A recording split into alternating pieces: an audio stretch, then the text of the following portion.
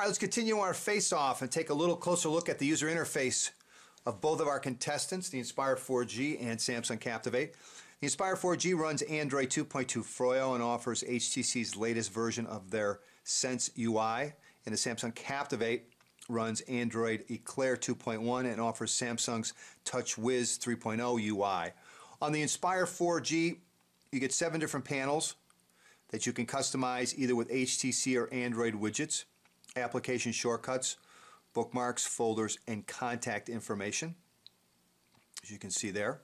On the Captivate, you also get 7 different panels that you can customize, this time with Samsung and Android widgets, contact information, application shortcuts, bookmarks, and folders. Let's take a look at some of the widgets between the two. This is a calendar widget on the Captivate. When you have an appointment scheduled, it will show up on the face of the clock as to when the appointment is, along with a shortcut directly to the calendar application and along with the date. And this is the calendar widget on the Inspire 4G. Both of them offer feeds for Facebook and Twitter. Here's a look at those. There is no specific weather widget on the Captivate. This is the weather widget, HTC's weather widget on the Inspire 4G. On the Captivate, you get what's called daily briefing, which will give you the current weather, along with allowing you to track a stock, the day's news, and if you have any appointments scheduled, they'll show up here at the bottom. Both of them offer Google Search. Let me put that up real quick because I did want to compare those widgets. And we'll go to All. And here's the Google Search widget on the Captivate. On the Inspire, it allows you to direct what areas of the phone and applications you want to search, and it's pretty extensive on the Inspire 4G, so I wanted to point that out. This is the dual clock widget on the Captivate. This is the clock weather widget on the Inspire 4G. This is the RSS feed widget on the Inspire 4G. Stock widgets on both. Again, it's a clock on the Captivate. This is the stock widget on the Inspire 4G, and then you have people widgets on both called Buddies Now on the Captivate. Basically gives you a list that you continue to add to that you can scroll through like an old-fashioned Rolodex to either call or send a message to a friend or whomever's made the list, let's put it that way.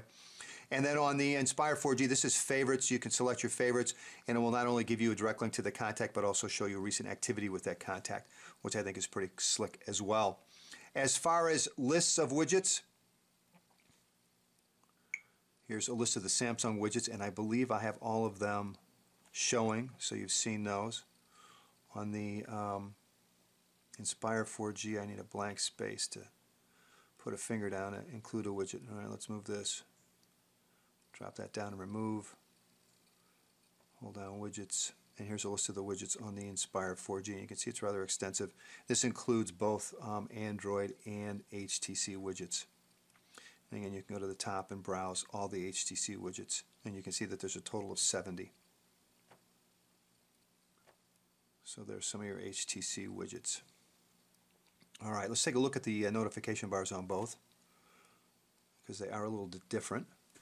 You'll notice on the Captivate up at the top, what I think is really nice, you've got 2 connectivity manager shortcuts up here, one for Wi-Fi, one for Bluetooth, and then 2 profile manager shortcuts, one for silent, one for vibration, which is very nice. And then you have your notifications.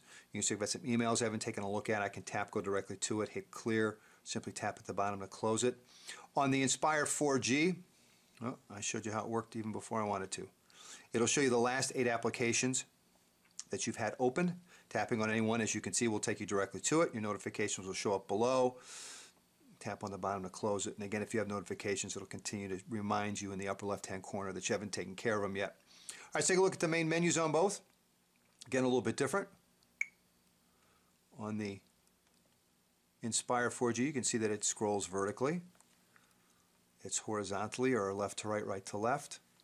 On the Captivate, you've got little shortcuts up here at the top. Tapping on one of those dots will get you from page to page on your application menu. Back to the home screens. Look at the main menus real quick and the differences. Not a lot of difference, but it does give you shortcuts to ringtones. Both of them have shortcuts to wallpapers and settings. You've got a shortcut for search on this. This is notification, and then adding and apps on the other. Just gives you a look at those.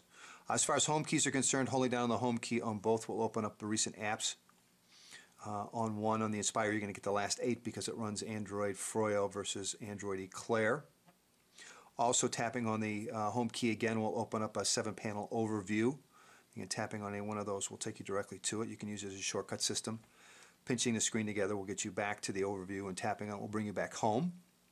As far as customization settings, this is the personalization application on the Inspire 4G. You can see that it allows you to set up scenes, which basically will change the widgets and the type of widgets that show up. You've got wallpaper. We've got that on both, and they're exactly the same. You get, not exactly the same, you're going to get wallpaper, Samsung wallpapers here, HTC wallpapers here. They both obviously support live wallpapers, and you can go into your gallery to add wallpapers as well. And then on the Inspire 4G, you also have skins, which give your device a completely different look, which is pretty slick. From there, widgets, application shortcuts. You can also download sound settings from HTC and change the overall sounds on the phone as well. All right, so there's a look at the UI. Let's take a quick look at messaging because we've got some different text input methods available on these two. And we'll start with the Captivate, and this is the Android keyboard, which offers speech to text. You also have swipe available, and because this is running Eclair as opposed to Froyo, there is no speech to text with the input method with the swipe keypad, which is a shame. And then you also have the Samsung keypad. On the Inspire 4G, you have actually 3 different keypads, all Sense keypads. We're looking at the compact QWERTY keypad, or what would be called SureType in BlackBerry Ease. And so you've got 2 letters per key. And you go into the main menu, under Settings, Language and Keyboard, Touch Input, Keyboard Types, and you can see we've got compact QWERTY. We'll take a look at the phone keypad real quick. And there's our phone keypad. And again, it's got T9 as well as Tap Your Brains Out if you choose to do that. And then we've got our typical full QWERTY, which we'll take a look at.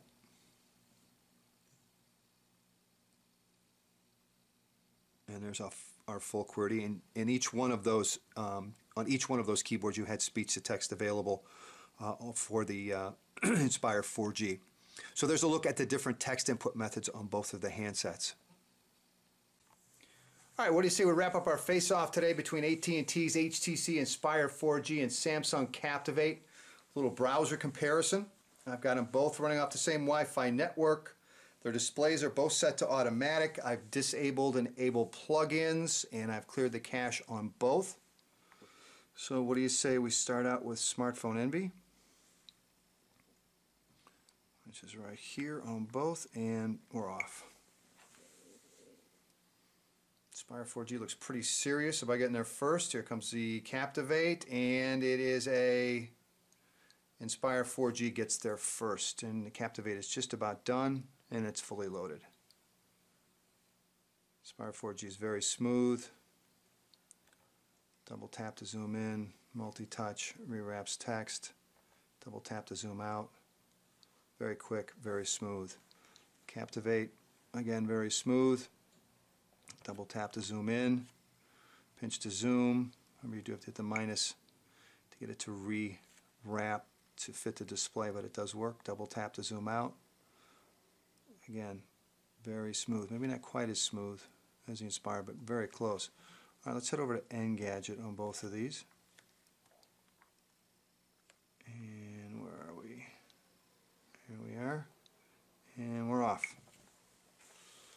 And they're both quick out of the box on that one. Inspire 4G looks like it's going to get there maybe a hair quicker.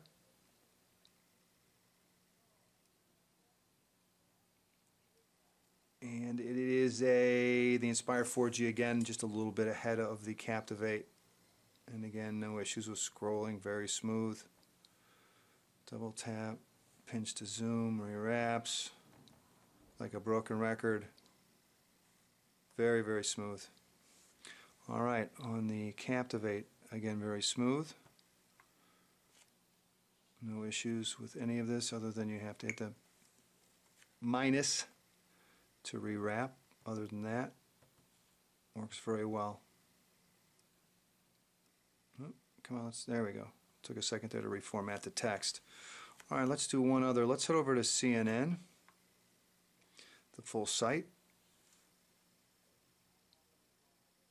There we go. We're off.